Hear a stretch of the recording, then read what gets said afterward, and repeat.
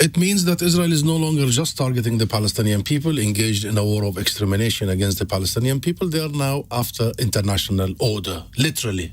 Bombing UN shelter schools all over Gaza. This morning, just a few hours ago, they bombed another UN shelter, bombing the UNIFIL forces in the south of Lebanon, and now designating the biggest UN humanitarian agency, that is UNRWA, as a terrorist organization and banning it from doing its own duties. They have declared war on our international system. Now, in a way, this is not surprising because they've been at war with UNRWA for a long time. They accuse, as you know, Israelis, UNRWA personnel of being involved in the October the 7th massacres and being very, very intertwined with Hamas for a long time. How would you respond?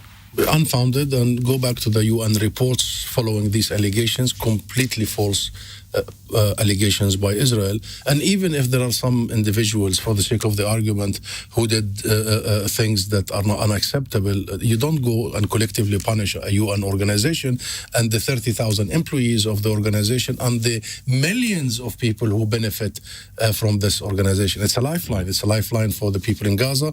UNRWA service the majority of people in Gaza in terms of health, education. I was educated by UNRWA. I was born in a refugee camp. So does UNRWA in the West Bank and in the region, in Lebanon, in Syria, in Jordan. This is literally a lifeblood for the Palestinian people and for the issue of refugees to be resolved in accordance with international law. And here is the conversation why Israel is doing that, why Israel is on an onslaught. And is it really about trying to undermine the right to return, thinking that if you remove UNRWA from the situation completely, Palestinians will lose any sense that they have a right to return to the land they were on? This is the very nonsensical idea that Israel has been saying for years now, that UNRWA perpetuates the right of return for Palestinian refugees because UNRWA service the ancestors, the sons and the daughters of the refugees, and if you link it to their own ideology, which says that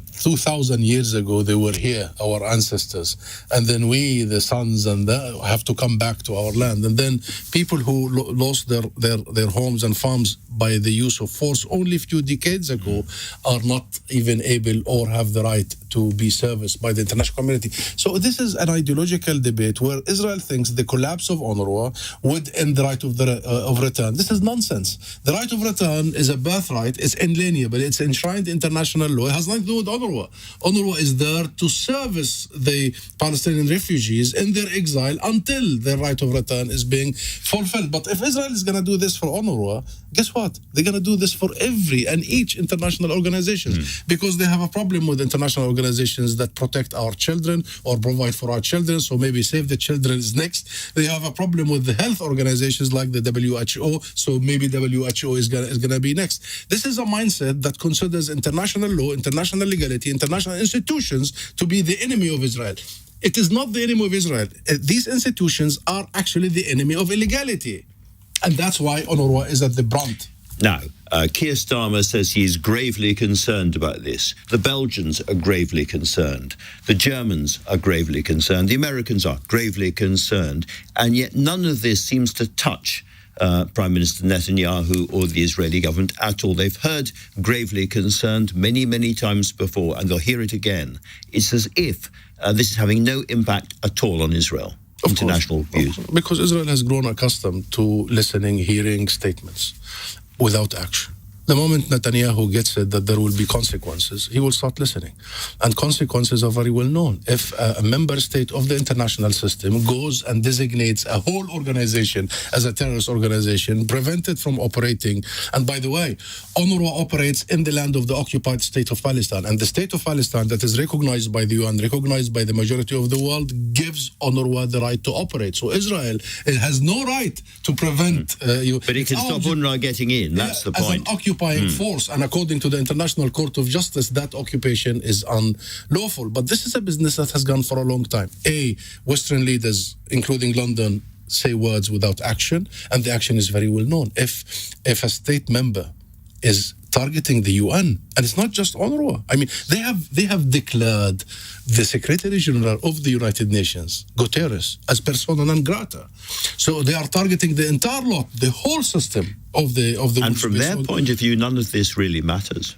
They have, and by blocking UNRWA, by doing what they did yesterday in the Israeli Knesset, they have literally violated the UN Charter.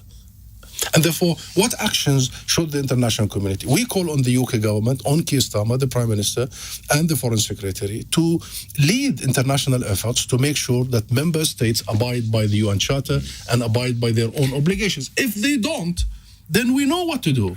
And many other states have been at the receiving end of this. Your membership has to be revisited, your obligation has to be ensured, and sanctions has to be but the problem is, when it comes to Israel, Western governments just throw their hands in the air and they become inactive.